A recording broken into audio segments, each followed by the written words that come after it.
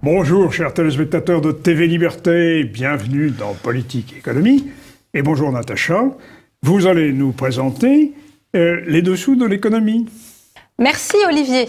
En bref, voici l'essentiel de ce qu'il fallait retenir cette semaine de l'actualité économique, le sommaire en images.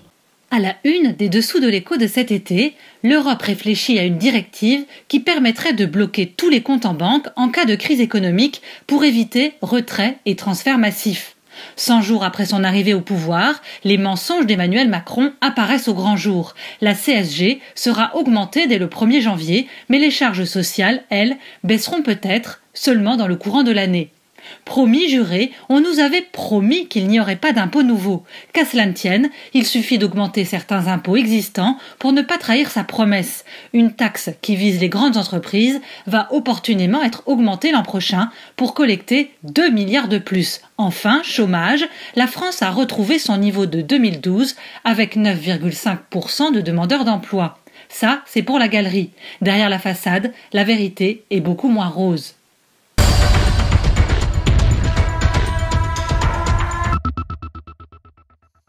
En cas de crise économique, on pouvait déjà ponctionner vos comptes pour sauver les banques. Désormais, on pourra aussi bientôt les bloquer.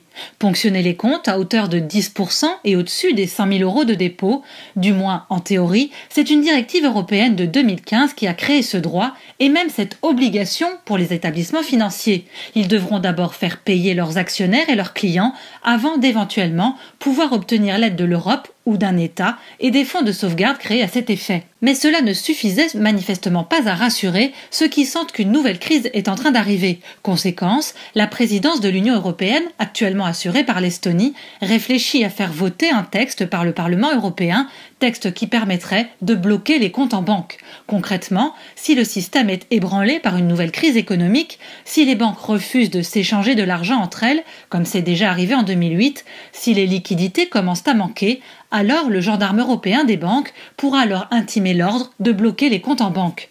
Grand seigneur, le projet de texte envisage qu'un retrait minimum soit autorisé afin de pouvoir subvenir à ses besoins aux dépenses de première nécessité. Reste à savoir à combien est estimé ce minimum. Mais à part ça, vous ne pourrez plus disposer de votre argent comme bon vous semble. Pas question de le retirer, pas question non plus de le transférer vers un autre établissement bancaire et en particulier dans un autre pays, dans une autre monnaie. Ce blocage des comptes serait en théorie limité à 5 jours ouvrés et pourrait, si la situation est exceptionnellement grave, être porté à 20 jours. Mais on le sait, quand une crise survient, plus aucune règle et plus aucune limite, fixée pourtant à l'avance, ne tiennent. En cas de crise majeure, votre argent à la banque pourrait bien être durablement inaccessible, sans compter qu'il aura peut-être également été ponctionné, malgré la limite théorique, des fameux 100 000 €, surtout faite pour assurer les foules. Tout cela intervient dans un contexte économique mondial assez particulier, avec des monarchies pétrolières en crise. À cause d'un prix du pétrole au plus bas, la Chine n'est plus la locomotive qu'elle était jusqu'ici, et surtout, elle est assise sur un tas de dettes douteuses, tout comme les États-Unis d'ailleurs, et tout comme la France. Les économistes sont de plus en plus nombreux à penser qu'après la crise des dettes privées survenue en 2008, surviendra une autre crise, celle des dettes publiques. Et devinez comment une partie seulement de ces dettes publiques, créances douteuses, puis sans fonds seront comblées, avec votre argent qui se trouve sur vos comptes et qui ne vous appartient déjà plus depuis longtemps. Les promesses n'engagent que ceux à qui elles sont faites. L'adage est connu et demeure plus que jamais d'actualité avec le nouveau tandem au pouvoir, Macron-Philippe. L'exécutif s'apprête en effet à trahir une promesse du candidat Macron, à savoir une baisse des charges sociales en 2018 avec la suppression de la cotisation maladie et de la cotisation chômage. Baisse compensée pour le budget de l'État, de la Sécu et de l'assurance chômage par une hausse de la CSG. L'idée sous-jacente était d'un côté d'augmenter le pouvoir d'achat des salariés, puisque la CSG prélevée sur leur salaire, même augmentée, leur coûtera moins que les anciennes charges supprimées. Et de l'autre, de faire financer l'assurance chômage par l'ensemble des contribuables et non plus par les seuls salariés, tout en augmentant les revenus de l'assurance maladie. Sauf que, ça c'était la promesse électorale. Dans la réalité, le gouvernement prépare tout autre chose. Le poteau rose a été découvert la semaine dernière. La CSG augmenterait bien au 1er janvier prochain, passant tout de même de 7,5 à 9,2%, Pas mal pour une taxe qui devait être provisoire lors de sa création. Mais dans le même temps, les cotisations sociales qui devaient être supprimées simultanément seront seulement réduites. Pour l'instant, 2 scénarios sont en concurrence. Une réduction en 3 fois du montant de ces cotisations, avec donc tout à la fin la fameuse suppression promise, mais reportée à plus tard. Ou bien une réduction de moitié, puis une suppression. L'exécutif promet que ces réductions, puis suppressions, seront étalées sur l'année 2018, mais on a du mal à y croire vraiment, tant ceux qui nous gouvernent sont des spécialistes des trahisons, retournements de veste et reculades en tout genre. Un 3e scénario est en effet élaboré et discuté en secret à Bercy. La hausse de la CSG pour tous, dès le 1er janvier, et une baisse, et non plus une suppression des charges sociales, au prétexte que le budget de l'État sera difficile à boucler en 2018 et qu'il faut absolument réduire le déficit public. Résultat, une autre promesse va être trahie, celle qu'il n'y aurait plus d'impôts supplémentaires. Or, dans les faits, la hausse conséquente de la CSG et le maintien de tout ou partie des charges sociales, qui devaient être supprimées, va coûter cher à tout le monde, retraités, rentiers, professions libérales, salariés et entreprises. Impôts, toujours, on nous avait promis qu'il n'y en aurait pas de nouveau, ni non plus d'augmentation. Mais comme on vient de le voir avec la hausse de la CSG et la baisse étalée dans le temps des charges sociales, la vérité est tout autre. L'argument est toujours le même. On ne connaissait pas les comptes publics avant d'arriver aux affaires. Ce sont les sortants qui ont fait des erreurs ou maquillé volontairement les chiffres. On ne peut pas faire autrement. Mais en attendant, le nouveau gouvernement cherche par tout moyen à faire rentrer plus d'argent dans les caisses et n'a pas d'autre solution que de créer de nouveaux impôts ou plutôt d'augmenter des impôts existants. C'est manifestement le sort qui est réservé à la C3S, la contribution sociale de solidarité des sociétés, un impôt qui concerne toutes les entreprises établies sur le territoire français et dont le chiffre d'affaires dépasse 19 millions d'euros. Cet impôt, qui a pour caractéristique principale d'être calculé en fonction du chiffre d'affaires et donc est prélevé, que l'entreprise soit bénéficiaire ou non, devrait être augmenté d'1 à 1,5% dès l'an prochain, permettant ainsi de faire entrer 2 milliards d'euros supplémentaires. Le gouvernement promet que cette hausse n'est que provisoire, ne durera que 3 ans, afin de collecter 6 milliards d'euros. 6 milliards d'euros, c'est justement la somme que l'État a été condamné à rembourser par la Cour de justice européenne et le Conseil d'État aux grandes entreprises. Ces 6 milliards d'euros correspondent à une taxe de 3% prélevée sur leurs dividendes pendant des années et qui a donc été jugée illégale. Autrement dit, l'État va reprendre d'une main ce qu'il est obligé de rembourser de l'autre, bien que cette taxe, cet impôt, a été retoqué par la justice. Édifiant.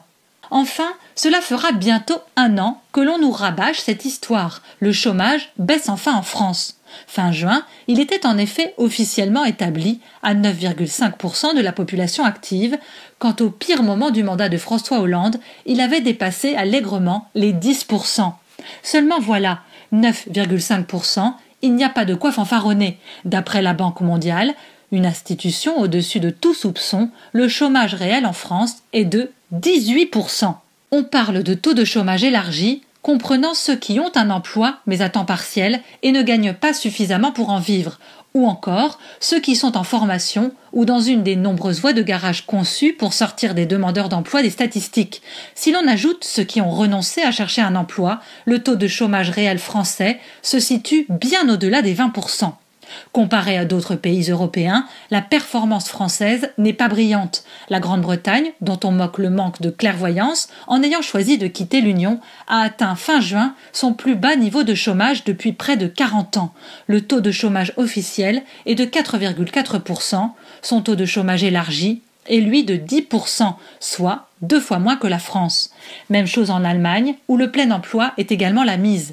On conspue les travailleurs pauvres d'outre-Rhin, mais c'est oublier que chez nous en France, les mêmes pauvres sont eux totalement sans emploi, ne vivant que des allocations et aides diverses du très généreux système social français. Indice, en Allemagne, ce même système social est pour une année de plus excédentaire, quand il est pour une année de plus lourdement déficitaire en France. C'était le dessous de l'écho de cet été. Bonne rentrée à tous et à la semaine prochaine. Alors, chers téléspectateurs, aujourd'hui, mon invité, Pierre Jovanovic. Bonjour Pierre. Bonjour. Alors, mon cher Pierre, l'été, en matière financière et économique, c'est le moment où se commettent tous les crimes. Absolument. Et surtout le mois d'août, parce qu'il semblerait... Mois de juillet, mois d'août, les deux. Il semblerait que les populations soient occupées ailleurs. Exactement. Et nous allons donc décrypter, dans l'actualité mondiale économique, tous les coups fourrés qui ont été faits pendant ces quelques mois par les banques. Mais, chers téléspectateurs, avant de développer avec Pierre cet aspect des choses, je voudrais répondre finalement à une question que certains internautes nous posent. Mais au fond, à quoi ça sert de vous interroger sur la planète financière, sur les déficits, les dettes et tout ça? Écoutez bien cela. Vous allez comprendre. Ah, parce qu'il y a des gens qui vous posent cette question. Oui. Qui se demandent pourquoi on prête autant d'attention à cette finance anonyme et vagabonde. Ça doit être des banquiers, hein. Bah, peut-être bien. Écoutez bien cela. Écoutez bien cela, c'est une note faite par Pierre Gervonavik. France et Angleterre, même combat. Suppression en 12 des commissariats, du 21 au 25 août 2017. Voilà, c'était au plein mois d'août. Le Daily Mail a révélé que le 5 août, le gouvernement libéral anglais avait fermé 40% de tous les postes de police en Angleterre. Voilà à quoi ça sert de suivre la finance. Voilà. Parce qu'il y a des traductions d'abord déjà dans la vie de tous les jours. Voilà. Et manifestement, les gens qui vous ont posé la question vivent dans la caverne ou dans une caverne. c'est une évidence parce que je discutais encore tout à l'heure avec le chauffeur qui m'a amené ici. Il me disait que maintenant, il voyait de plus en plus de grands magasins fermés boulevard Haussmann. Et boulevard Haussmann à Paris, je dis ça pour tous nos spectateurs qui sont en province, c'est vraiment une des adresses les plus chères, on va dire, là où il y a vraiment du business, comme on dit. Il y a de plus en plus de boutiques vides, donc effectivement, suivre la finance, ça nous permet d'avoir de l'avance sur ce qui va se passer dans 1 an, dans 2 ans. Hein, absolument. Voilà. La dette bancaire est bien en train de détruire les services publics et même les services privés, les entreprises de distribution. Et vous citez un chiffre, Pierre, encore, qui est intéressant, c'est que en Grande-Bretagne, le nombre d'arrestations par la police anglaise a baissé de 600 000. Alors même que nous avons une invasion migratoire, que nous avons une augmentation des actes délictueux et, bien sûr, des attentats. Donc, voilà pourquoi la dette nous affaiblit. Nous détruit. Nous détruit. Elle nous ronge progressivement. Alors nous allons développer ça, mais le mois d'août, disions-nous, est propice à toutes les turpitudes en matière financière et bancaire. Comme par hasard, et vous allez expliquer ça à nos téléspectateurs, depuis des années, des banques étaient en procès, et voilà que les décisions de justice ont toutes été prises fin juillet, courant août, n'est-ce pas? Absolument. Toutes les décisions de justice sont tombées fin juillet au mois d'août. C'est curieux. Elles auraient pu tomber, je sais pas, au mois de mars, au mois de février, même janvier, septembre, novembre, octobre. Non, pas du tout. C'est 80% des grandes décisions qui condamnent les banques. Et ça, maintenant, j'ai l'expérience. Hein, bientôt, ça va faire 10 ans que je chronique l'explosion de Wall Street du 29 septembre 2008. 80% des décisions des grosses décisions de justice tombent pile poil allez, on va simplifier, au mois d'août, voilà. Quand la majorité des gens sont en vacances. Alors, on en a un certain florilège. nombre. Alors, voilà, on va pas tout vous lire, hein, mais on va vous donner les grands titres. Alors, vous retrouvez tout ça sur les articles sur le site quotidien.com. Alors, par exemple, là, il y a un article, par exemple, c'était au 8 juillet. La banque Rothschild prise la main dans le sac par le gendarme luxembourgeois. Ah oui. Alors déjà que le gendarme financier luxembourgeois quand même est assez lâche. Hein. Oui, il ne doit pas être très méchant. Ouais, voilà, c'est ça. Il n'est pas très méchant. Il est aveugle en fait. Hein. Il a une canne blanche. Voilà. Mais malgré sa canne blanche, il a réussi à coincer. Ça devait être de taille quand même. Ouais, c'était devenu trop visible. Alors, je vous donne le détail. Hein. Donc, la banque Edmond de Rothschild est accusée d'avoir joué aux blanchisseurs chinois. Entre 2012 et 2013, 473 millions de dollars ont atterri sur un compte ouvert au bénéfice de l'ancien directeur du fonds souverain d'Abu Dhabi, monsieur de Kadem Al-Koubassi. c'est un haut fonctionnaire émirati qui est soupçonné dans plusieurs pays d'avoir détourné 1,4 milliard de dollars au détriment d'un fonds souverain. Enfin bon, il a piqué de l'argent dans la caisse. Voilà. Et c'est passé par la banque Edmond Rothschild au Luxembourg. Voilà. Alors pour que le gendarme luxembourgeois se bouge les fesses, waouh, il en a fallu beaucoup, hein. Voilà, donc c'est tombé au mois de juillet. Et alors, donc moi je résume à nos spectateurs, hein, pour un virement de 2000 €, hein, on va vous harceler et vous accuser d'être un terroriste, mais à partir d'1 million d'euros, ça se négocie. Oui. Mais quand vous devez 2000 €, c'est la banque qui vous tient, mais quand vous lui devez 2 millions, c'est vous qui la tenez. Non, mais voilà, c'est ça. Donc pour un virement d'1 million, on vous déroule le tapis rouge, voilà. Les commissions sont importantes à ces niveaux-là. Voilà. Et donc, la Rothschild s'est prise une amende de 9 millions d'euros luxembourgeois. Parce que maintenant, je fais une distinction entre l'euro luxembourgeois et l'euro français. Voilà. C'est vraiment stupéfiant de voir ça. Alors ensuite... Vous avez d'autres cas? Attendez. Là, le Crédit Agricole. Ah tiens. Alors, le Crédit Agricole s'est pris une amende pour blanchiment d'argent, eux aussi. Et alors là, c'est la Banque de France. Alors, il les a pas interdits de checker. C'est dommage. C'est en effet ce qui pourrait arriver au simple particulier. Vous interdit de checker, c'est drôle pour une banque. Donc, elle a infligé une petite amende de 2 millions d'euros au Crédit Agricole Caisse Régionale Atlantique Vendée. Mais qu'est-ce qu'ils avaient donc fait? Pour avoir blanchi des fonds. La même banque qui vous prend la tête parce que vous leur demandez un virement de 2000 €, 10 000 € pour acheter une voiture, hein, ou donner à vos enfants. Alors, donc là, c'est nos confrères de C-Bank News.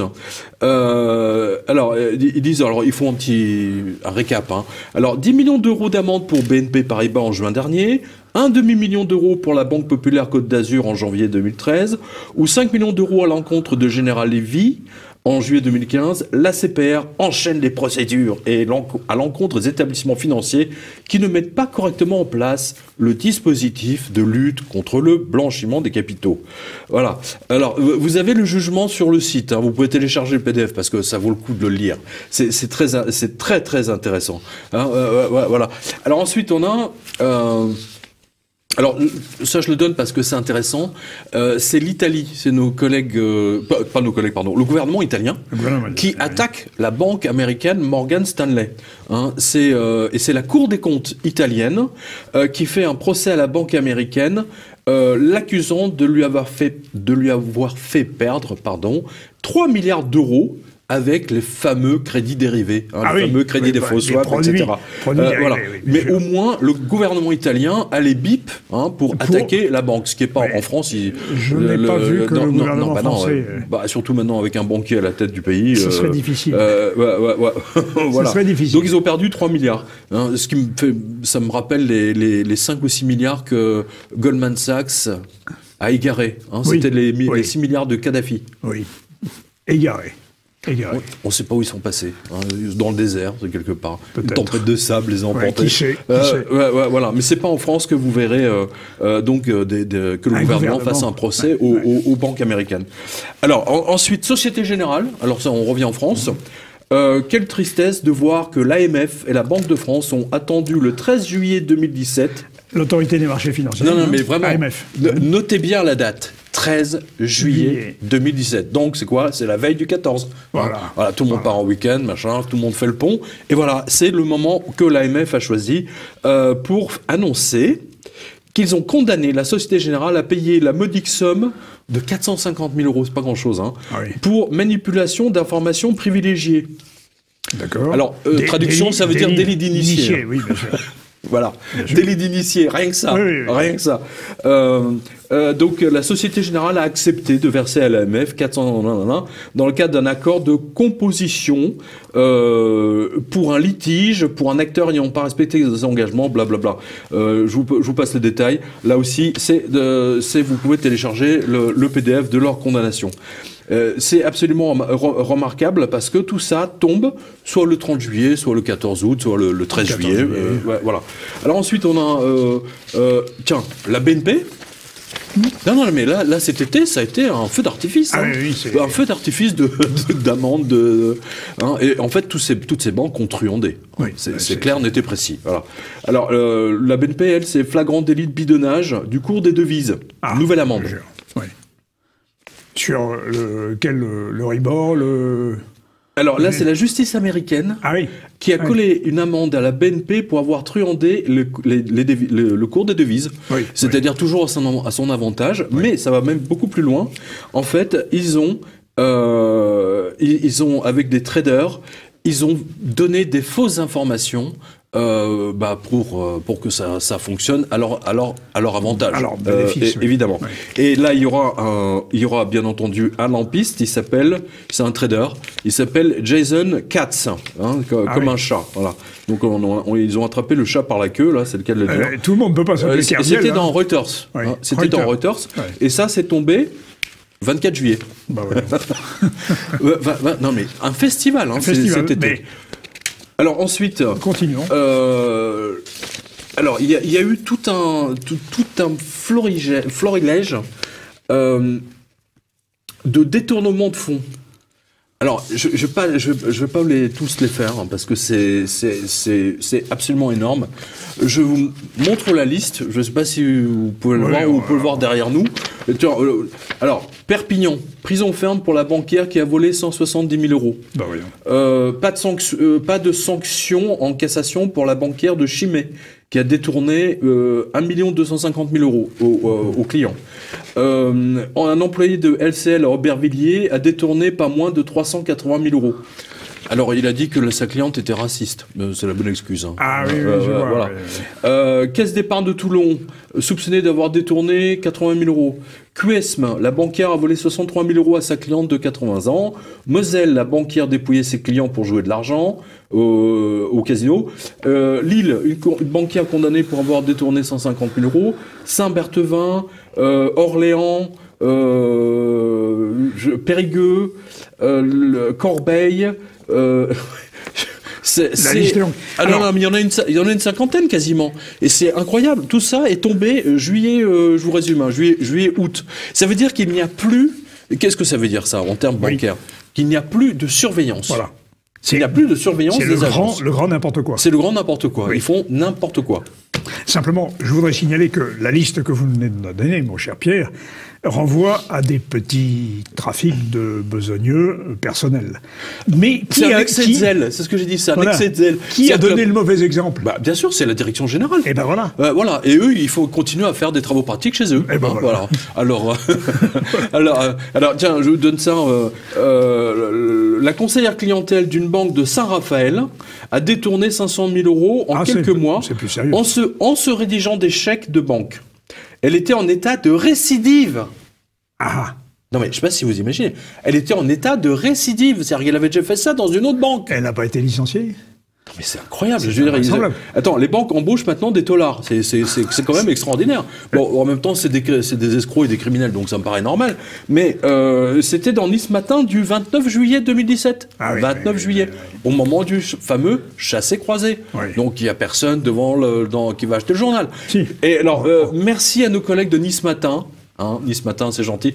Vous êtes gentil, mais vous auriez pu donner la marque de la banque, parce que ça m'a...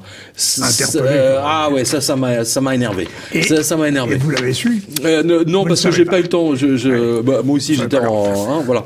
Mais on aurait pu quand même s'attendre de la part d'un journal comme Nice Matin... qui nous informa sur la banque. Tout le reste de la presse locale donne la marque des banques incriminées. C'est Banque Populaire, Caisse d'Épargne, La Poste... Tiens, la guichetière de la Poste avait détourné 152 000 euros des comptes. Crédit Agricole de Monceau, soupçonné de détournement. Banque Postale à Saint-Étienne. Un ex-gérant de fortune jugé à Genève pour détournement. Même les banquiers suisses s'y mettent. Eux qui étaient vraiment l'exemple de l'honnêteté bancaire. Et voilà, c'est fini. Un monde s'est écroulé. Un nouveau s'ouvre devant nous d'escroquerie bancaire généralisée. Voilà, c'est ça qu'on voit maintenant. Oui. C'est 10 ans après l'explosion de Wall Street. Là, on voit que tout le monde tire Quelle leçon pouvons-nous tirer de cela ? Cette espèce de folie bancaire. Au sommet, mauvais exemple, nous l'avons dit, et les employés font des travaux pratiques. Mais pour le commun des mortels, c'est-à-dire vous et moi, qu'est-ce que ça signifie? Ça signifie, me semble-t-il, qu'il n'y a plus de normes, plus de règles, plus de, comment dire, de réalité. Nous sommes dans un monde virtuel où on peut faire un peu n'importe quoi. Et ça, c'est le résultat de la financiarisation générale de l'économie, me semble-t-il. Qu'en pensez-vous, Pierre? Ah mais je suis tout à fait d'accord. C'est-à-dire que, en fait, pour illustrer vos propos, voilà, j'ai un très bon exemple parce qu'il date de hier. Ah, voilà, il date de hier. Alors je ne sais pas si c'est le papier parce que j'en ai fait au moins 2 ou 3 cet été. Ça concerne la Wells Fargo.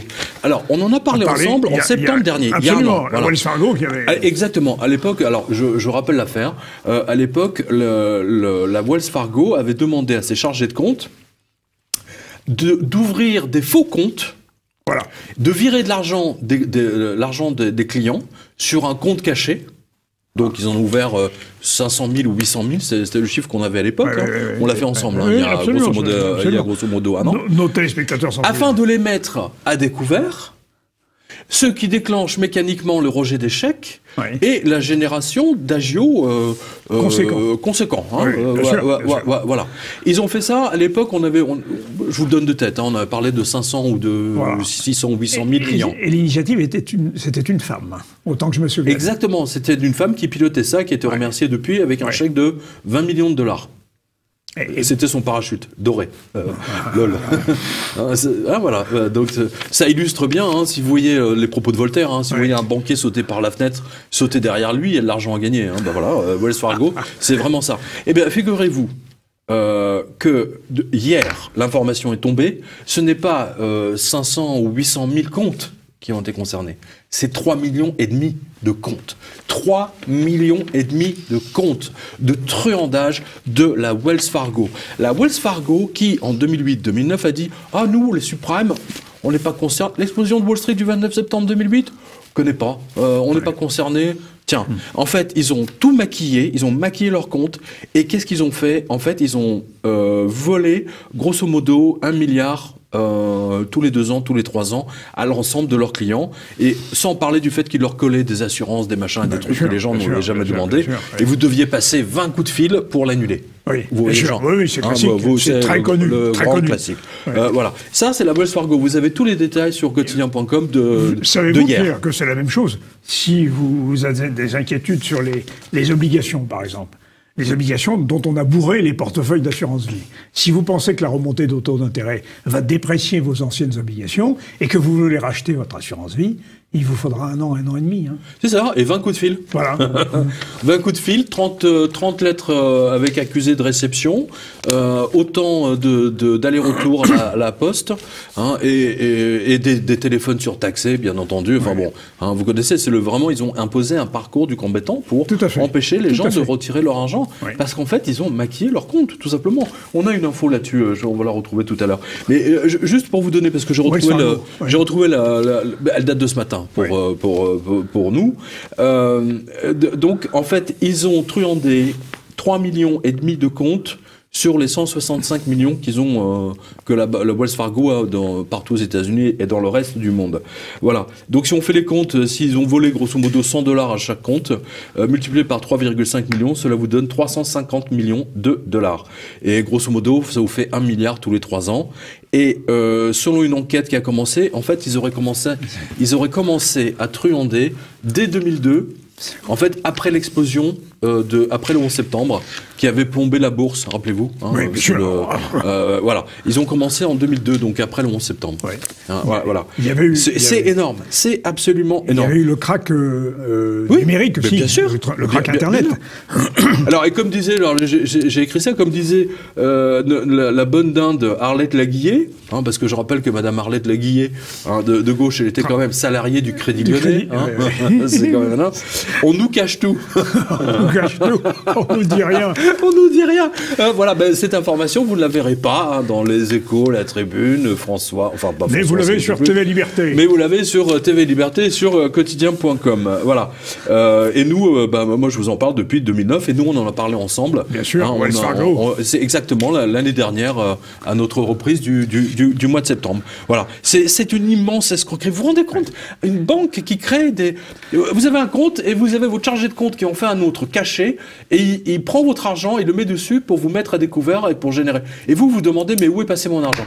C'est invraisemblable. Mais il y a beaucoup mieux. Il y a aussi le fait que si ces banques n'ont pas réussi à se renflouer avec ces méthodes, que de toute façon, elles envisagent maintenant légalement de bloquer votre compte. Ah bah tiens, voilà. Nous y voilà. Nous y voilà. Alors, juste, j'ai oublié quand même, parce que tout à l'heure on parlait des grandes escroqueries bancaires, j'ai oublié le principal, ce qui date de la semaine dernière. Alors, on va voir les photos derrière nous, hein, parce que je me suis fait un plaisir de mettre leurs photos, parce que j'ai vu la presse économique française à botter en touche. Hein. Il se pourrait peut-être, éventuellement, il y a un soupçon. Alors, je vais vous le faire simple. Deux cadres de très haut niveau de la Société Générale risquent de finir en prison parce que, figurez-vous, parce que nous on parle du Libor, on en a parlé ensemble maintes fois en disant que le gouvernement français n'a jamais bougé un cil sur cette affaire, mais figurez-vous que c'est la justice américaine qui a mis en examen Danielle Sinzingre. Je ne sais pas si je prononce bien son nom, Sinzingre. Danielle Sinzingre, à l'époque, elle était directrice financière monde de la Société Générale. S'il vous plaît. Et Muriel Bescon, CFO France, donc directrice financière France, à l'époque des faits. Alors, que dit la justice américaine? Il dit, il les accuse d'avoir comploté entre mai 2010 et octobre 2011 et donné, je vous le donne dans le mille, des faux taux bancaires. Voilà. Et donc, alors, vous avez le PDF du tribunal de New York que vous pouvez télécharger. Qu'on s'entend bien, les photos, c'est des taux faux. C'est des taux faux pas aussi. Des photographies. Excellent. Excellent. D'ailleurs, on salue Muriel Bescon. Hein, voilà. Ça sent la poudre, hein, parce que ce sont deux Françaises qui sont attaquées qui se sont attaquées au sacro-saint de l'art américain. Voilà. Donc, vous verrez leurs photos derrière nous. Et alors, ce qui est amusant, c'est que Madame Bescon, eh bien, figurez-vous qu'elle était tout à fait dans la partie de Blind Masters. Oui. Puisque à l'époque, elle était, maintenant, elle est Global Head of Short-Term Derivatives chez Société Générale Corporate and Investment Banking. C'est la SGCIB, ce qui confirme le livre d'Héloïse Benamou. J'allais vous dire. Exactement, parce que là, on en parle en large la kleptocratie française, excellent livre, on vous le recommande. Paru aux Le Jardin des Livres. Absolument, non, mais en plus, j'en parle. Héloïse fut mon invité il y a quelques mois. C'est ce que j'écris. Ce qui est encore plus incroyable, c'est que cette décision du département de justice américain nous donne raison à Héloïse Benamou et à son livre Kleptocratie française, dans lequel elle attaque violemment la Société Générale et son organisation de mafieux. C'est une banque mafieuse. Et à moi-même, puisque là, vous êtes tous témoins, on en a parlé ensemble, et j'en parle depuis des années sur la revue de presse. Voilà, donc Héloïse et moi, nous sommes vengés, hein, pour le coup, parce que la justice française n'a pas bougé, et c'est la justice américaine qui attaque la Société Générale pour manipulation Libor. Mais il y a encore mieux. La justice américaine a récupéré des mails internes, et ce qui est hallucinant, c'est que dès 2010, Madame Danielle Sinzingre, alors je m'excuse, hein, pour la prononciation, Sinzingre a commencé à flipper et a averti ses supérieurs qu'il serait temps de se planquer pour ne pas se faire repérer par les régulateurs. Donc non seulement ils truandaient, mais en plus, ils ont dit, bon, maintenant, il faut qu'on arrête parce qu'on va se faire repérer. C'est quasi officiel, quoi. C'est quasi officiel. C'est incroyable. Mais c'est incroyable. L'affaire Kerviel ne leur a pas suffi. Non. L'affaire Kerviel ne leur a pas suffi. Enfoiré. C'était général. Et vous savez que bande d'enfoirés, escrocs. Mon cher Pierre, vous savez que le Kerviel est devenu une unité de mesure. Oui. C'est une idée de Simone Wapler. Le Kerviel. Alors, par exemple, eh bien, les créances douteuses dans les banques européennes, c'est 184 Kerviel. C'est-à-dire multiplié par 5 milliards. Quoi. 5 milliards. Donc faites le calcul, chers téléspectateurs. Bon, le Kerviel est une unité de mesure. Mais alors, écoutez la suite. Tigre, c'est Daniel Oui, bon, vous l'avez compris. Elle dit, bon, il serait temps qu'on arrête. Que fait sa hiérarchie? Je rappelle qu'elle est quand même directrice monde. Oui. Directrice financière monde de la DG, quand même, hein, c'est pas rien. Oui. Donc, en haut, oui. Comme dirait quelqu'un, voilà. Comme dirait quelqu'un, c'est le soleil. Ah ouais, et le soleil, qu'est-ce qu'il a dit, le soleil de la Société Générale? On continue. Il continue l'arnaque. Énorme. Ouais. Société Générale. Bref, je dis simplement dommage que ces chefs n'ont pas été nommés, voilà, parce que ça sent le deal réglé à l'avance entre les avocats pour éviter au très grand patron de la Société Générale de se retrouver devant le tribunal de Brooklyn. Donc vous aurez 2 lampistes, voilà, donc Daniel Snizny et Bip, on va l'appeler, et Muriel Bescon. Voilà. Mais ils partiront avec un chèque, rassurez-vous. Et vous avez le PDF, donc allez sur quotidien.com, récupérez le PDF, ça vaut vraiment le coup, lisez-le en entier, c'est vraiment hilarant, entre guillemets, hein. Ça vous montre à quel point la Société Générale se moque du monde, Dépêchons-nous d'en rire avant que d'en pleurer. Oui, on est bien d'accord. Mon cher Pierre, nous allons faire une pause sur cette phrase. Attends, non, juste une chose. Vous ne voulez pas de la pause? Non. Très bien. Allez-y. On est dans les condamnations. Dernière info. Il y en a eu tellement. Mais il y en a eu tellement. C'était effrayant. La Natixis. Natixis. Oh bah oui, mais alors là, Natixis nous a coûté assez cher comme ça. Merci aux contribuables que nous sommes. La Natixis a été condamnée une nouvelle fois. Hein, voilà. Alors je rappelle que la BPCE Natixis, c'est le regroupement des banques mourues, des banques françaises, mourues en 2008, et dont il fallait cacher la faillite par Monsieur Sarkozy.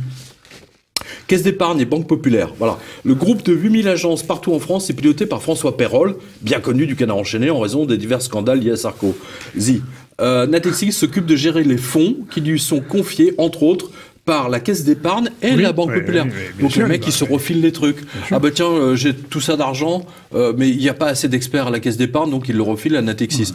Bref. Ça, c'est une instruction du pouvoir, ça. Non, mais en fait, ils ont truandé les comptes et ils se sont pris une amende de 35 millions d'euros. Voilà. 35 millions d'euros. Alors, moi, je dis simplement à la Banque de France, au bout du 10e avertissement, ils auront quoi? Un blâme, voilà. Ouais. Et au bout du 20e blâme, ils auront encore une amende de temps. Voilà. Il y a personne va en prison. Personne. Non, mais ils sont protégés. Il y a une protection. Il y a une justice pour... Ils sont le pouvoir. Oui. Ils sont le pouvoir. Et il y a une justice pour les gens ordinaires comme vous et moi. Et puis, il y a cette justice pour eux, qui est une justice arrangeante. Parce qu'ils sont jugés partis, en réalité. Parce qu'ils tiennent le pouvoir. Ils tiennent le pouvoir. Ils tiennent le pouvoir. Sûr. Nous avons un banquier à la tête de l'État. Évidemment. Vous l'avez dit. Mais le problème, c'est qu'ils ne peuvent pas cacher. La preuve, c'est qu'on n'a jamais eu... ça va faire 10 ans que je couvre cette partie économique et de la crise financière. Je n'ai jamais vu autant de décisions de justice tomber en plein été, au 15 août ou au 13 juillet. Date fétiche, 13 juillet. C'est bon, ça. Ils sont tous partis. Ils sont tous sur la route. Ou au 29 juillet. Chassé croisé. Mais vous le savez, le mois d'août est propice à toutes les turpitudes, y compris aux dévaluations, par exemple. Bien sûr. Toutes les grandes dévaluations. 15 août, Nixon. Le ministre des Finances de Pompidou, son nom, il était corse, j'ai oublié son nom. Même chose, au mois d'août, dévaluation du franc, mais voilà. Eh bien, nous allons faire une pause, mon cher Pierre, et reprendre... On a encore beaucoup de choses, parce que les taux négatifs... Voilà, on va parler des taux négatifs. Très important. Très important, parce qu'avant, il y avait 4-5, maintenant, on est à 19 pays en taux négatif en Europe. Je ne sais pas si vous imaginez. 19 pays. À tout de suite.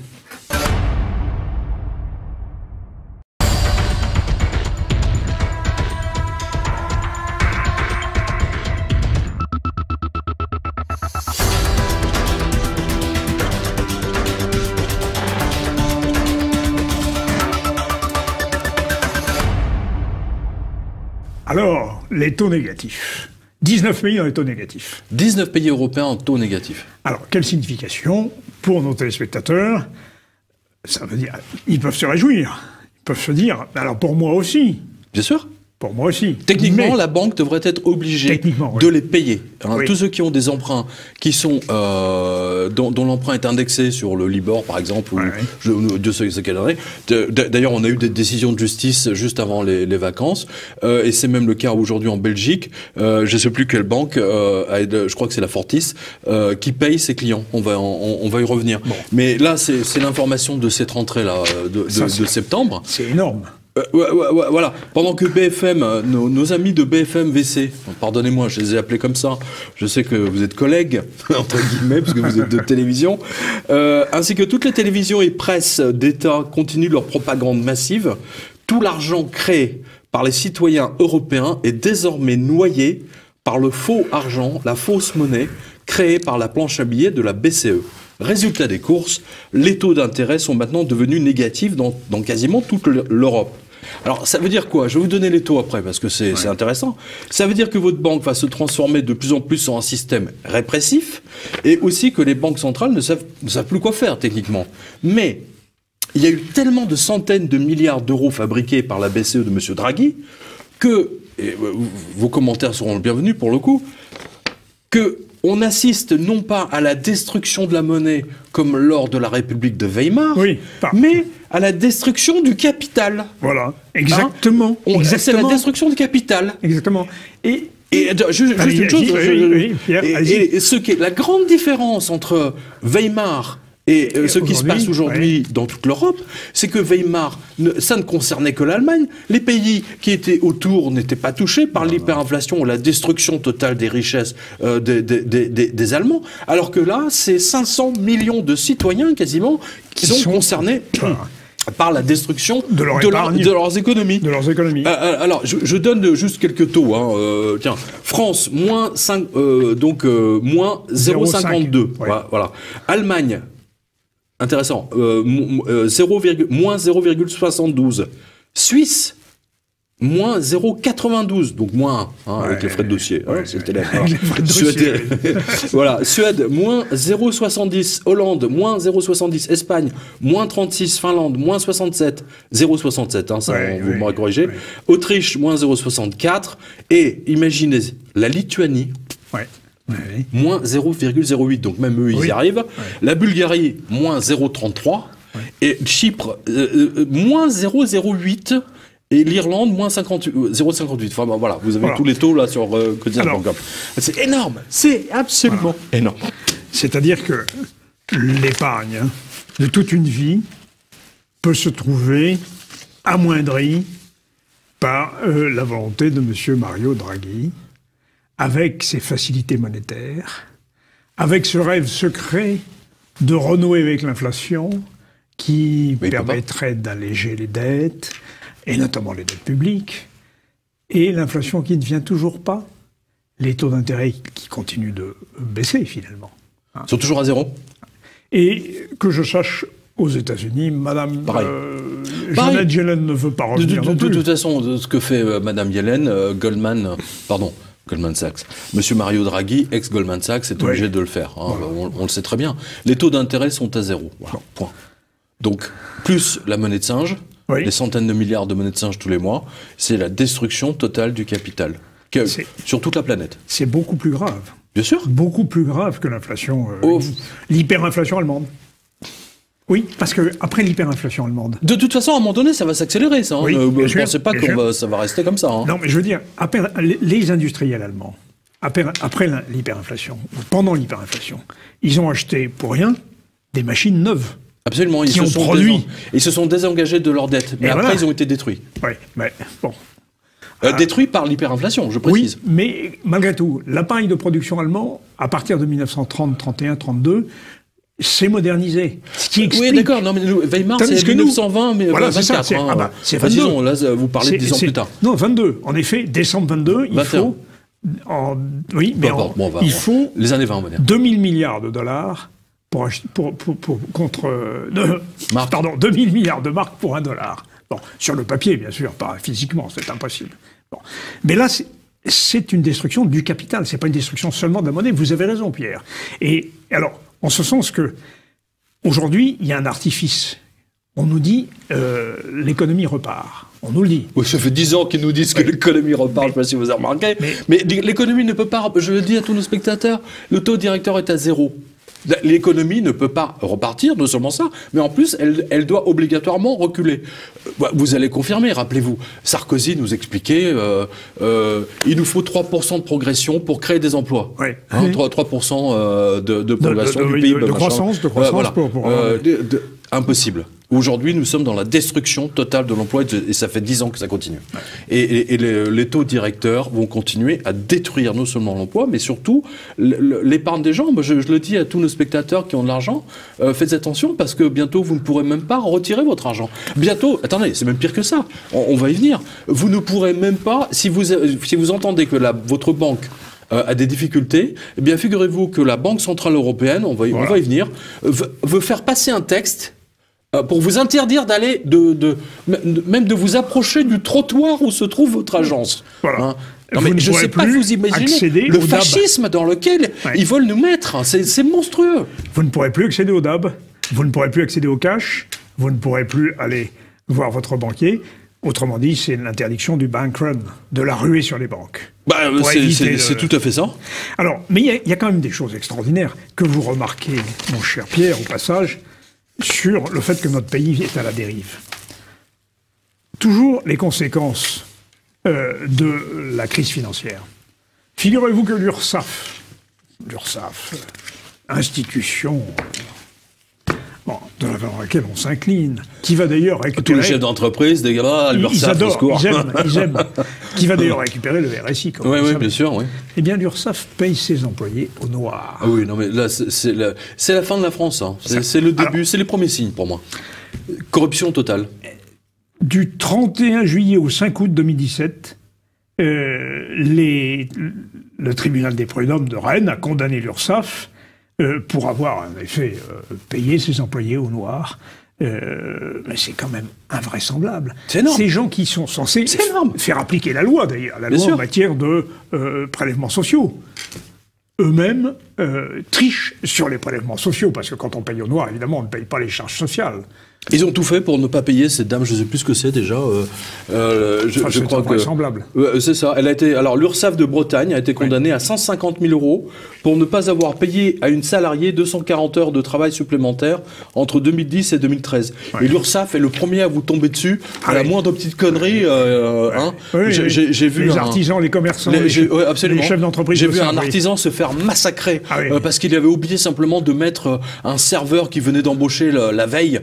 Sur ces états de l'emploi. Le livre du personnel, vous savez que chaque employeur est obligé d'avoir. Et alors, ce qui est scandaleux, en plus, dans cette affaire, c'est que l'URSSAF n'est pas, à proprement parler, une administration publique, un organe de l'État.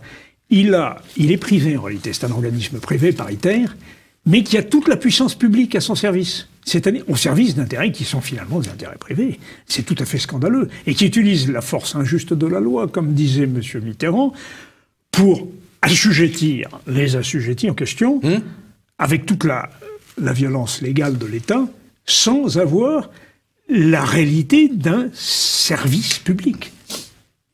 C'est un pur scandale. C'est énorme. Que l'URSSAF ne paye pas ses collaborateurs, pour moi, c'est la preuve que l'État ne peut plus payer comme avant, surtout. Mais non, c'est surtout ça. On est bien d'accord. C'est la faiblesse c'est la faillite de l'État français qui se manifeste dans ici. Le même registre, vous avez vu que l'État est en train de vouloir abandonner la gestion des radars mobiles à des sociétés privées. Nous sommes revenus au temps où les fermiers généraux se voyaient affermer les impôts, parce que, bien sûr, la vitesse, quand vous êtes pris à 94 km, ça n'est pas de l'ordre public, c'est de la collecte d'impôts. Et par conséquent, de donner ça à des entreprises privées, ça relève de l'affermage, comme dans l'Ancien Régime. Je vous signale qu'on a fait quand même une révolution contre ça. Absolument. Et le mur murant Paris rend Paris murmurant. C'était le mur de l'octroi autour de Paris. À propos de Paris, d'ailleurs, vous avez raison de le souligner, parce que Madame Hidalgo, Notre drame de Paris, selon l'excellent titre de ce livre, Notre drame, Madame Hidalgo, elle a confié à des sociétés privées la distribution des PV dans Paris. Donc ça aussi, c'est un signe. Et je pense que si les députés ou je sais plus, les représentants des Parisiens mettaient le nez dans les comptes de la ville de Paris, je suis certain qu'on va découvrir des surprises absolument colossales en termes de toxiques. Oui. Parce que de ce que je vois, à mon sens, la ville de Paris est sérieusement ennuyée par ces prêts toxiques. Et pour l'instant, toutes les informations ne sont pas vraiment sorties sur cette affaire. Mais ce serait d'ailleurs le métier des députés. Mais avec la bande de bras cassés que nous avons maintenant à l'Assemblée nationale, les béotiens, vous savez, la marche des béotiens. Les députés macroniens sont d'une totale incompétence et donc ils vont surtout pas s'occuper de ces non, mais en plus, ils sont extrêmement violents, là. J'ai vu qu'ils distribuaient des coups de boule, d'autres qui insultent les gens, niquent la France et j'en passe et des meilleurs. Non, mais c'est extraordinaire. C'est vraiment une bande de pieds nickelés, quoi. Je crois que les pieds nickelés étaient drôles, eux le sont même pas. Emmanuel Macron va avoir beaucoup de mal avec cette bande de peine-cul. Ça va être absolument stupéfiant à voir. Emmanuel Macron à la tête de la France, là, aujourd'hui, c'est un peu comme si on avait donné une Ferrari qui monte à 400 km/h à un gamin de 8 ans, quoi. Ouais. C'est vraiment l'effet que ça me fait. Et surtout, cette rentrée me semble très bizarre. Oui, étrange parce qu'elle est relativement calme. Mais on a l'impression que monsieur... Mais en même temps, c'est tendu. Oui, mais M. Macron n'habite pas le même pays que la majorité des Français. C'est clair qu'il n'habite pas au même endroit. Ça, c'est une... Mais revenons à la directive européenne, parce que quand même, c'est très grave, ça. C'est très grave. Donc, vous ne pourrez pas, comme vous disiez tout à l'heure, approcher votre banque... ça sera interdit par la loi. Exactement. Là, il y a un ancien c'est un Anglais, je crois, ou un Écossais, qui veut faire passer une loi, alors toujours au mois de juillet, mois d'août, bien entendu, bien sûr. pour que les gens n'aient pas le droit d'aller à leur banque, tout simplement. Exemple, la Montepaschi, qui était en faillite. Eh bien, les médias disent la Montepaschi est en faillite, et immédiatement. Plus aucun client de la Montepaschi n'a le droit d'aller à sa banque retirer son argent. C'est pas beau, ça ? Voilà le genre de loi qu'il veut faire passer. Et ces enfoirés du journal Le Monde qui ont dit que c'est moi qui étais conspirationniste parce que je l'avais donné de toutes ces informations à l'avance. Mais c'est énorme. Et attends, il y a une autre info. Il y a celle-ci. Que j'ai titré « Votre banque est devenue un commissariat de police au service des banques en faillite ». Oui. Alors, donc en fait, ils veulent vous faire passer des lois en douce pour vous empêcher de dépenser votre argent comme bon vous semble. Ainsi, ce n'est pas un hasard, vous allez le voir derrière nous, si les clients de la banque Fortuneo, par exemple, ont reçu cet email le 24 juin. 24 juin. Ils anticipent, là. Exactement. Non, mais en été, voilà.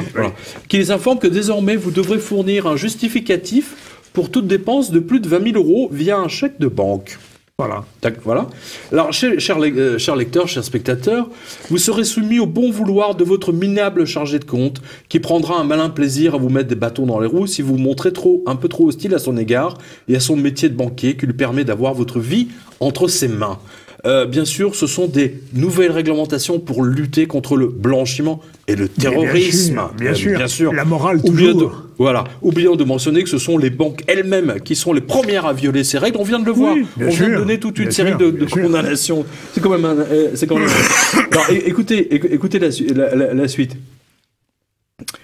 Alors, on n'a pas la capture, mais grosso modo, donc Fortuneo se réserve le droit entre guillemets, de quel droit ? De demander des justificatifs pour des sommes inférieures donc de 5 000 €. Voilà. En fait, même pour 1 000 €, ils peuvent commencer à vous chercher des poux dans la tête. Et si vous n'avez vous et moi, ça va être difficile. Mais si vous n'avez pas le justificatif, vous êtes aussitôt déclaré à Tracfin. Exactement. Et Tracfin, il y a un autre article sur quotidien.com. Le nombre de dénonciations a explosé. Ce qui me rappelle, moi, la guerre de 1941. Oui, bien sûr. On dénonce les lettres à la commandanture. Les lettres la lettre à la commandanture. Monsieur Martin, au deuxième étage, porte gauche, et les résistants, il écoute le général de Gaulle, etc. Voilà, c'est Tracfin. Alors, je dis, écoutez, allez-y. Laissez-vous être dénoncé à Tracfin, on les emmerde. Voilà. De toute façon, ils sont débordés. Et c'est pas pour 20 000 € qu'ils vont regarder. On s'en fout. Et même si vous regardez, peu importe, qu'est-ce qu'ils vont faire? Mais vous savez, c'est incroyable. Il paraît, je n'ai pas eu les moyens de vérifier, mais il paraît que 80% des redressements fiscaux sont dus à des dénonciations. Ça, je veux bien le croire. Je veux bien le croire. C'est une honte. Absolument. C'est honteux. C'est quand même fascinant. Hein, on verra derrière nous le texte de Fortunéo. C'est-à-dire qu'en fait, si vous faites un virement de plus de 20 000 euros, que ce soit en Europe ou pas, en zone France, CEPA, machin, vous devrez justifier votre virement. Est-ce que vous vous rendez compte de la paperasserie dans une entreprise qui paye des... Attends, et vous imaginez Airbus, mais attends, ils payent des fournisseurs, c'est pas 20 000 euros, c'est 500 000, 5 millions, etc. C'est vraiment pour empêcher les petits, ça. C'est pour empêcher les petits épargnants, ceux qui ont 100 000, 200 000. C'est pour les empêcher de retirer leur argent. De recevoir la police d'assurance vie de leurs parents décédés, exactement, par exemple. Voilà. Bon, et qui veulent éventuellement en donner une partie à leurs enfants. Ils n'ont théoriquement pas le droit. Mais alors attendez la suite. La JP Morgan a édicté, alors ça va venir en France, au mon avis l'année prochaine ou dans 2 ans, peu importe. De 2 ans, quand la JP Morgan fait un truc, en général ça arrive en France via l'Union européenne. Oui. Alors la JP Morgan a interdit à tous ses clients qui disposent de coffres-forts, écoutez bien, vous n'avez pas le droit d'y mettre des lingots d'or, des pièces d'or, et qu'est-ce qu'il y a d'autre et de l'argent liquide. Ouais. Allô? À quoi sert un coffre-fort à ce moment-là? Oui, bien sûr. Voilà, c'est ça. Ils veulent supprimer l'utilisation de l'argent liquide, et on va le voir. Le cash, voilà, parce que Visa lui-même, cash, voilà, Visa est en train de tout faire. Il encourage les commerçants à refuser le liquide. Et il leur donne des cadeaux, des machines gratuitement, etc. Et vous allez voir que ça va se développer. Mais je dis à tous nos téléspectateurs, hein, je sais qu'ils sont nombreux, faites vraiment très attention. Dites-le à vos parents, ils ne pourront pas retirer leur argent.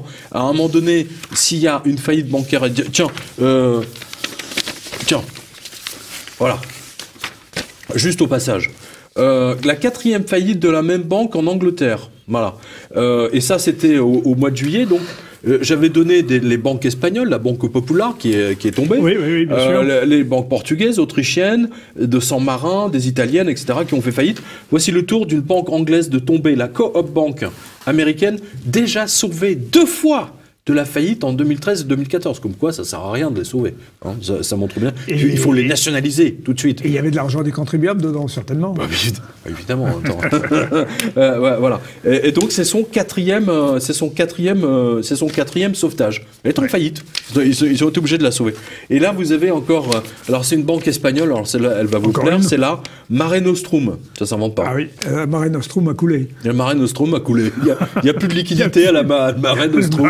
C'est énorme. C'est bon, on peut pas l'inventer un truc pareil. Oh, la chère Méditerranée à qui on a donné son nom à une banque. La Mare Nostrum. Non, mais attends, c'est une grosse banque espagnole. Hein. Ouais. Et donc, ça c'est dans Reuters, je vous le dis. Ouais. Fusion entre Bankia et BMN imposée par l'État puisqu'il contrôle 66%. Les 2 banques, blablabla. Le ministre des Finances a déclaré la semaine dernière que les 2 banques, blablabla, fusionnées, blablabla. C'est faillite, faillite totale. Et quand 2 banques en faillite fusionnent, dans 1 an plus tard, voilà, elles vont faire faillite. Pour 1 euro, exactement. La Banque Populaire. Ça s'est passé la nuit. La nuit. Comme les cambriolages. Les cambriolages, c'est la nuit. Attends, 23 milliards d'euros qu'ils ont volés au peuple espagnol. 23 milliards d'euros volés au peuple espagnol pour sauver ces banques pourries. C'est énorme. Et après, on s'étonne que les commissariats ferment en France, que les gendarmeries ferment, que les tribunaux ferment, les hôpitaux ferment. Et pas seulement en France. En Angleterre, on vient de le voir. Oui, on l'a vu. On sent que vraiment, il y a une chape de plomb là qui est tombée. Hein. C'est vraiment très net. J'aimerais revenir sur l'interdiction du cash. Oui. Parce que je crois qu'il va y avoir un effet pervers. C'est que les hommes sont pas idiots. Qu'est-ce qu'ils vont faire? Ils vont inventer des crypto-monnaies, des monnaies cachées. En fait, vous savez que les crypto-monnaies, c'est une circulaire qui a été rendue publique de la NSA en 1998 C'est vieux, oui. La NSA, je précise bien, donc le grand système qui consiste en fait de manière à contrôler toute la population américaine, à supprimer l'usage de l'argent liquide pour pouvoir tracer chaque personne et son usage. Voilà, d'où la naissance. C'était le blueprint, comme on dit ça en anglais, le blueprint, pour lancer le Bitcoin. Et on ne sait toujours pas d'ailleurs qui a lancé le Bitcoin. Hein. On dit que c'est Sakushi, je me souviens plus du nom, Fakamoto ou je ne sais pas quoi. Mais en fait, on n'en sait strictement rien. Et maintenant, les banques lancent leur propre. Il y a l'Ethereum. Et moi, je peux vous dire que j'en ai acheté, parce que mais c'est un parcours du combattant. Hein. C'est extrêmement compliqué. C'est vraiment très très compliqué. J'ai acheté du BTC. Pour le Bitcoin, j'ai acheté du BTC et de l'Ethereum, mais je me suis arraché le peu de cheveux qui me reste. Et pourtant, je m'y connais. Et c'est pas vraiment pas ça. C'est pas à la portée du premier venu cette affaire. Effet, mais vous ne pensez pas que malgré tout, l'inventivité populaire va nous inventer des crypto-monnaies, mais alors beaucoup plus simples. Non, toutes les crypto-monnaies sont... Justement, c'est pour ça que j'en ai acheté. Mais je n'avais aucune idée de la complexité de la démarche, de toutes les démarches qu'il faut faire pour en acheter. C'est-à-dire qu'en France, on nous a pas simplifié la tâche. Hein, vous avez... et vous perdez votre clé USB, ça y est. Vous avez 500 000 euros. Vous avez 500 000 euros sur une clé USB. C'est arrivé à un garçon qui avait acheté des bitcoins. Il les avait achetés pour rien, genre 2 centimes, il y a 5-6 ans. Et entre-temps, son ordinateur était dépassé. Il a jeté son ordinateur. Il avait oublié. Entre-temps, il avait, je crois, l'équivalent de 2 millions ou de 20 millions de dollars sur son disque dur qu'il avait jeté. Voilà le problème du Bitcoin et de l'Ethereum. Mais il est clair que il pousse systématiquement vers l'usage de la crypto-monnaie pour suivre chaque personne à la trace et les dépenses à la trace. Alors, est-ce qu'on ne peut pas imaginer que dans une France des périphéries, il s'invente une vraie monnaie cachée, mais qui ne serait pas contrôlable par le numérique, par l'informatique, qui serait des unités de valeur que se créeraient localement. C'est le BTC. Oui, mais... Non, mais localement, c'est pas possible. D'abord, il y a un temps de calcul, non. Que ce soit local ou l'autre bout de la planète, avec Internet, ça change strictement rien. Mais vraiment rien. Vous envoyez un email à Tokyo, il arrive aussi vite à Tokyo qu'avec la fibre optique. Mais qu'il ne soit pas numérique, alors, qu'il soit...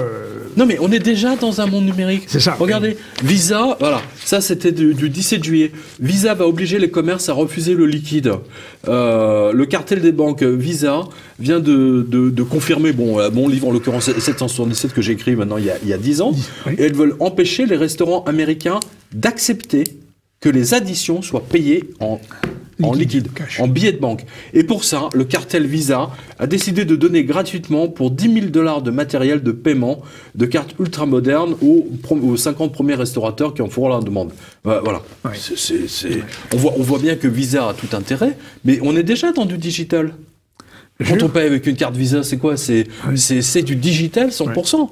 Sauf que je trouve que Visa est plus pratique que le Bitcoin. Bien sûr. Voilà. Mais si l'ensemble du cartel bancaire se met effectivement dans la crypto-monnaie, ça va être aussi pratique qu'avec avec une carte bancaire. Oui, c'est évident. Mais nous serons pistés. Tout sera pisté. Le principe de la crypto-monnaie, c'est par exemple, imaginez que c'est un briquet, et puis vous savez que tout le monde pique les briquets, un briquet ça voyage de fumeur en fumeur, eh bien le briquet enregistre l'intégralité des informations, quelle cigarette vous avez allumée, pendant combien de temps vous l'avez fumée, quelle heure il était, quel jour on était, enfin tout, la date, le lieu, vraiment la totalité. Et vous avez la chaîne complète des propriétaires, on va dire. Et ce qu'ils ont fait avec. Successif. Et ce qu'ils ont fait avec, c'est très important. Et leur ADN peut-être qui sera laissé dessus. Bien sûr. À partir du moment où l'ADN, vous pouvez le coller. De toute façon, vous savez, Visa est en train d'examiner déjà d'autres. Alors, le paiement, soit avec vos empreintes digitales, soit avec l'iris, soit avec la reconnaissance faciale. Enfin, la totale, quoi. On y va directement. Et Visa et Mastercard seront les grands patrons du monde. Voilà. C'est comme Google. Google, c'est un casier. Visa est beaucoup plus puissant que Google. Alors justement, c'est intéressant ça. Intéressant. Visa est beaucoup plus puissant que Google. Mais beaucoup plus discret. Bien sûr. Mais il a tout à fait intérêt. N'oubliez pas, Visa, c'est un conglomérat de banques américaines qui se trouve à San Francisco et qui est maintenant coté en bourse. Ah oui. Mais Visa est une très belle entreprise, hein, cela dit. Hein. C'est vraiment l'aventure, si vous voulez, de payer avec une carte de crédit. Vous savez, c'est un peu la même chose que à l'époque, on disait ne vous promenez plus avec des pièces d'or dans votre poche. Hein, prenez des billets, voilà, des billets à ordre ou des lettres de change. Oui. Et ben, c'était le même principe. Oui, le billet. Alors, au lieu de vous balader avec des liquides, des billets de $100, vous baladez avec votre et les premières publicités Visa et American Express des années 60, 65 sont édifiantes. C'est fascinant, cette aventure. Oui. Mais nous ne pourrons pas échapper à l'hydre bancaire. J'aime beaucoup votre l'hydre. C'est tout à fait ça. C'est l'hydre bancaire. Et aujourd'hui, l'hydre bancaire, c'est Google. Hein, puisque l'alliance Google, banque, etc., vous êtes, je veux dire, vous n'avez plus de vie intime. Je veux dire, on sait tout de vous. Où vous allez, l'alliance Google, votre téléphone mobile et votre banque. C'est pour ça que vous avez ces alliances. D'ailleurs, à ce propos, vous voyez, ma revue de presse est maintenant censurée par Vodafone. Ah oui. Ouais. Grand opérateur mobile en Angleterre. Hein, voilà, je suis censuré. Non, mais c'est incroyable. Je suis le journaliste le plus censuré de France. C'est le seul d'ailleurs. Ce sont autant de titres d'honneur. Non, mais je veux dire, Dieudonné, par exemple, Dieudonné, Soral, etc., ils ont leur fiche Wikipédia. Bon, la mienne a été effacée, enlevée. Et partout, en anglais, en espagnol, en italien. C'est incroyable. Ah oui, la mienne n'a pas été effacée, en effet. Mais si je continue à vous recevoir, je pense que je me considère le plus dangereux parce que je parle de la planche à billets et de l'activité criminelle bancaire. Alors, voilà. Pierre, nous arrivons pas très loin de la fin de cet entretien. Est-ce que vous voyez une récidive des événements de 2008 ? Oui. Alors, parce que... Mais elle est déjà là. Tout ce dont on vient de parler, en fait, ce sont des signes majeurs. Quand ils essayent de vous empêcher de retirer votre argent, c'est pour garder votre argent sur leur compte à eux. Parce que tant qu'il est sur leur compte, c'est à eux et pas à vous. Écoutez, sans abuser des chiffres, regardez. En 2008, l'endettement mondial était de 142 000 milliards de dollars. Oui. Aujourd'hui, il est de 217 000 milliards de dollars. D'accord. Donc, il a doublé. C'est clair. Les mêmes causes produisent les mêmes effets. Hein. Et alors, on n'a pas parlé de quelque chose qui est quand même important, c'est ce qu'on appelle le shadow banking. C'est-à-dire ceux qui ne passent pas par les circuits officiels. Non, mais le shadow banking, le shadow banking ne concerne pas le grand public. Non, en effet. Le shadow banking concerne vraiment les grandes entités, les multinationales. On en a déjà parlé une fois ensemble, il y a 3 ans, si mes souvenirs sont bons. Oui, bien sûr. Hein, avec le troisième chauve qui était là. Hein, on le salue. On le salue bien, on lui souhaite surtout un le shadow banking ne concerne pas. Voilà. Moi, ce qui est important, si vous voulez, c'est je le remonte, qu'on monte derrière nous. Ça répond à votre question.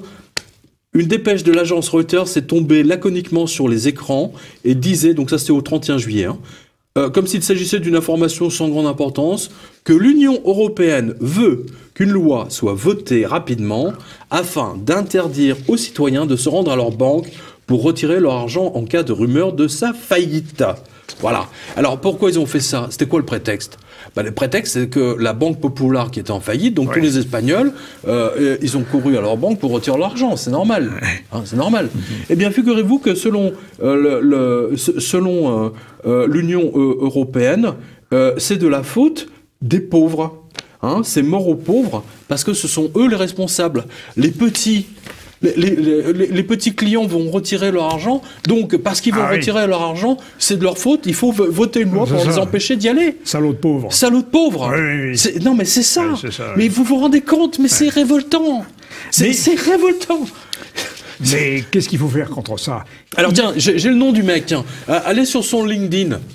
LinkedIn. Voilà, c'est Charlie Bannister. Alors donc, il est le président de l'association de Financial Markets in Europe. Donc, lire le cartel de Medellín bancaire. C'est le Pablo Escobar de la banque. Voilà, Charlie Bannister. IU, bip. Non mais imaginez que les syndicats CGT, CFDT, FO Sud, CFTC, des voleurs et des escrocs, s'ils existaient, ces syndicats, demandaient à Emmanuel Macron de voter une loi à l'Assemblée nationale pour empêcher les victimes de déposer plainte contre eux. C'est ça. C'est ça le truc. Oui, mais c'est dingue. Mais que font ces Mais c'est l'Union européenne qui fait ça. Non, mais attends, c'est censé défendre les citoyens européens, mais ils les enfoncent, ils les volent. Que font-ils? C'est révoltant. Non, mais Mais votre... Non, mais ce qui me révolte, c'est que les autres journalistes ne se révoltent pas. Oui. Les autres journalistes, la Tribune, les Échos, de lâches, c'est des lâches. Mais parce qu'ils sont payés par ces gens-là. Oh, putain. Mon cher Pierre, vous le savez. D'ailleurs, Slate, parlez-moi de Slate. Oui, Slate est en faillite. Personne ne le lit. Personne ne lit Slate, donc c'est pour ça qu'ils sont en faillite. Ils n'ont pas de pub. Oui. Mais il paraît qu'il y a 3 millions de gens qui vont tous les mois. J'y crois pas une seule seconde. Oui, mais bon, peu importe. Qui rachète Slate? Ben voilà. Ariane de Rothschild. Voilà. Génial. Et alors Ariane de Rothschild, elle dit il faut que je m'investisse dans l'économie réelle. Ok. Alors, s'il appelle Slate, Slate, c'est l'économie réelle, par rapport aux infirmières qui travaillent dans des cliniques, aux agriculteurs qui sont sur les champs, c'est un peu comme les journalistes de Point de vue Image du Monde, l'actualité des rois et des reines. Ils disaient, je suis dans le monde réel. Oui, mais pour les médias. Mais les riches achètent les médias pour donner le message aux pauvres. Et c'est exactement ça.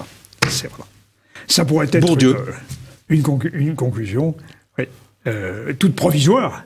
Non, mais c'est drôle que les Rothschild achètent Slate, c'est marrant. Ils avaient acheté Libé déjà avant. Oui, bien sûr.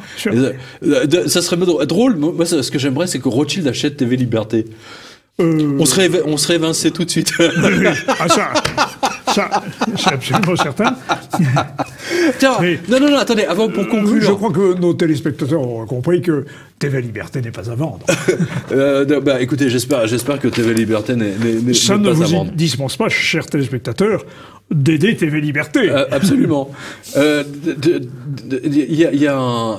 voulais parler de... c'est notre rubrique nécro. Oui. Parce qu'il nous faut bien...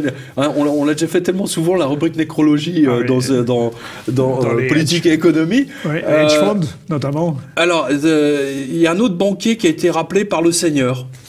En fait, non, le Seigneur il lui a pas téléphoné du tout. Il a mis fin à ses jours tout seul. Voilà. C'est Monsieur Miguel Blesa, l'ex-PDG de la Cara Madrid de 1996 à 2009, devenu la Bankia Pubello, la banque poubelle, il a été retrouvé suicidé d'une balle dans l'estomac, alors qu'il avait dit à son entourage qu'il allait déplacer sa voiture. Voilà. Alors, c'est quand même extraordinaire. Attends, l'histoire, c'est qu'ils étaient au petit déjeuner. D'une balle tirée à bout portant. C'est ça, ouais.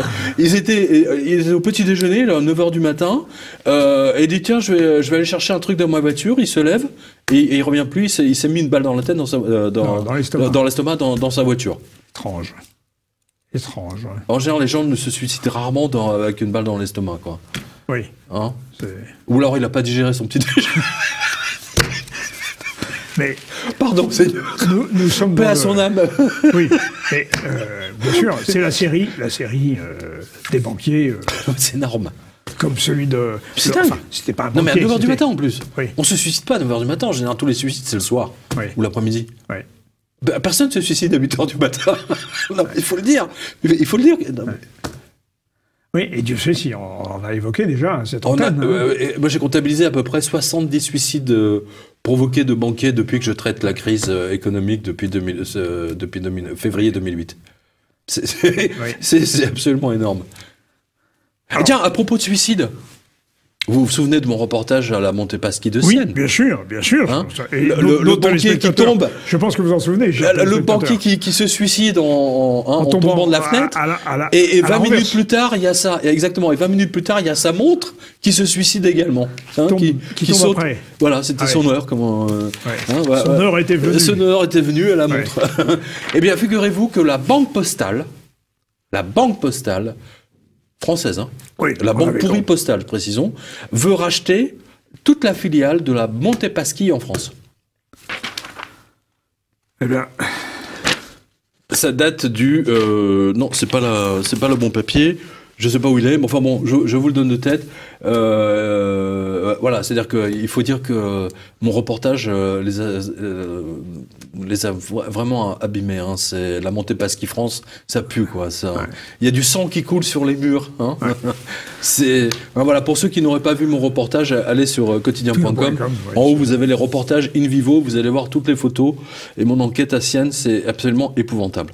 Et donc c'est la Banque Postale qui veut racheter toutes les filiales de la Montepaschi. En France, absolument.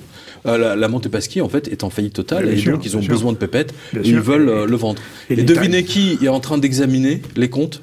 Non. La Banque Rothschild. Ben voilà.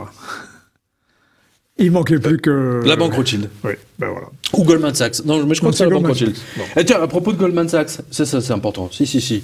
Parce qu'on est tous concernés, là. Ah, oui, je vous en prie. Dites-nous ça encore. La vente des aéroports Charles de Gaulle et Orly par Goldman Sachs. Alors, vous savez que le Premier ministre a annoncé une certain nombre de privatisation. Alors, je pense que ce qu'ils vont privatiser tout de suite, c'est comme en Grèce. Hein, parce qu'en Grèce, c'est ce qu'ils avaient fait. La première chose, le loto. Enfin, tous les jeux de hasard. Loto, grattage, machin, etc. Voilà. C'est la première chose qu'ils ont vendue aux Américains. Ou aux Allemands. Eh bien, donc Macron avait facilité déjà les privatisations des aéroports de province. Et voici que l'information est tombée en douce. Et c'était fin juillet. Comme d'habitude. Voilà. Édouard Philippe envisage des pistes d'atterrissage. Oui. Elle était facile, enfin, mais de privatisation supplémentaire, il n'est pas exclu que les 2 aéroports de Paris soient vendus. Voilà. Donc ils vont vendre Charles de Gaulle, alors tout un symbole, hein. Vendre Charles de Gaulle, c'est déjà énorme, et vendre Orly... Ils vont l'appeler CDC. Comme Caisse des dépôts et consignations. Non mais il y a un truc, alors j'aimerais bien que le téléspectateur m'explique. J'ai pris un vol à Roissy 3, terminal 3, c'est ça. Et j'étais très surpris de voir que la sécurité était organisée par des Israéliens, alors en tenue religieuse, etc., avec les trucs là qui pendouillent et tout. Et à un moment donné, j'avais besoin d'un renseignement, et donc je demande l'info qui me répond dans un français tout à fait approximatif, et il commence à me tutoyer. Donc bon, je dis, écoutez, d'abord on va commencer par vous, c'est quand même plus sympathique dès le départ. Et il me dit, je m'excuse, mon français n'est pas bon, moi venir de Tel Aviv. Ouais. Et après, j'ai vérifié, effectivement, ils avaient tous les trucs religieux israéliens. Oui. Mais moi, je ne comprends pas. On n'a pas assez de gens de sécurité en France pour assurer la sécurité des aéroports français. Pourquoi est-ce qu'on les donne aux... C'est curieux, parce que aux Israéliens. Je connais très bien l'aéroport Ben Gurion de Tel Aviv. Les services de sécurité n'ont pas cette tenue-là. D'autre part, il faut le dire, c'est un aéroport magnifique. Et très sûr, extrêmement sûr, évidemment. Non mais, j'ai bien compris que la raison pour laquelle ils ont confié ça à une société israélienne... Oui, d'accord, mais enfin, on a quand même des professionnels en France en termes de sécurité. En effet, et je vois pas pourquoi on doit confier ça à des sociétés israéliennes. Étrange. Mais bon, en plus, c'est la sécurité des aéroports. C'est notre sécurité, c'est la sécurité. Je veux dire, du temps de Gaulle, on appelait ça la sûreté nationale. Oui. Alors manifestement, c'est plus la sûreté nationale, c'est la sûreté israélienne maintenant. C'est très curieux. Non, mais j'ai été très choqué par ça. Oui. Alors, je suis sûr qu'ils font très bien leur boulot. La question n'est pas là. Mais de là à confier la sécurité de nos aéroports à des boîtes étrangères, c'est étrange. Je trouve ça révoltant quand même, quelque part. Mais maintenant qu'ils veulent vendre Orly, ils vont tout vendre. Donc bon, effectivement, de toute façon, à partir du moment où ils vont vendre ça aux Américains, donc ça sera fait par les Américains ou les Allemands. Ils vendront pas la SNCF. Ils vendront pas la SNCF. Vous savez pourquoi? Parce que personne n'achètera 54 milliards de dettes. C'est clair. C'est clair, ouais. Oui. C'est clair. Tiens, à propos de faillite, la raison pour laquelle Macron va vraiment avoir beaucoup de difficultés, c'est que notre lecteur, Monsieur Arfeuil, donc il nous fait le hit parade des pays les plus en faillite, suivant les Eurostat. Oui, Eurostat. Voilà. Et alors donc il nous a donné la liste des 7 pays Hein, donc voilà. Les plus endettés, les plus menacés. Voilà, moi je résume toujours, ça veut dire que vous gagnez 5 000 € par mois, hein, et vous remboursez 5 000 € par mois, donc vous n'avez plus rien pour vivre, ni pour habiter, rien, nada, vous ne pouvez pas payer de loyer, etc. Voilà, c'est l'idée. Hein, voilà. Donc il dit médaille d'or, c'est la Grèce. Oui. Donc ils sont endettés à 176% du PIB. Ça veut dire que si vous gagnez, je sais pas moi, 4 000 €, bah, ça veut dire que vous devez rembourser tous les mois 8 000 €. Hein, voilà le résumé. Médaille d'argent, Italie. Donc ils sont endettés à 134%. Oui, c'est voilà. ça. Oui. Médaille de bronze, Portugal. Ils sont à 130% en effet, du oui, PIB. Voilà. Belgique, 107%. Chypre, 107%. Espagne, 100%. Et France, 80%. Bon, allez, 100%. Voilà. Oui, on frise voilà. Donc, c'est bon, donc ils ne pourront pas. Ils seront obligés de détruire la totalité des services publics. Et Mélenchon va prendre le pouvoir. C'est une évidence. Alors, il ne pourra pas faire autrement. Il ne pourra pas faire autrement. Mélenchon est aux abois, il le sait, il est dans un coin, il l'attend. Il attend avec le fusil de chasse à canon de tir, là, le Macron. Mais non, mais sérieux. Mais en tout cas, moi, je donne rendez-vous à nos spectateurs que j'ai le plaisir de retrouver la prochaine signature. Ah oui, vos signatures. Ah oui, le 30 septembre. Derrière nous, on va le voir. Alors, à Brive-la-Gaillarde. À Brive-la-Gaillarde. Eh ben, vous allez où je suis interdit de salon. Ben oui.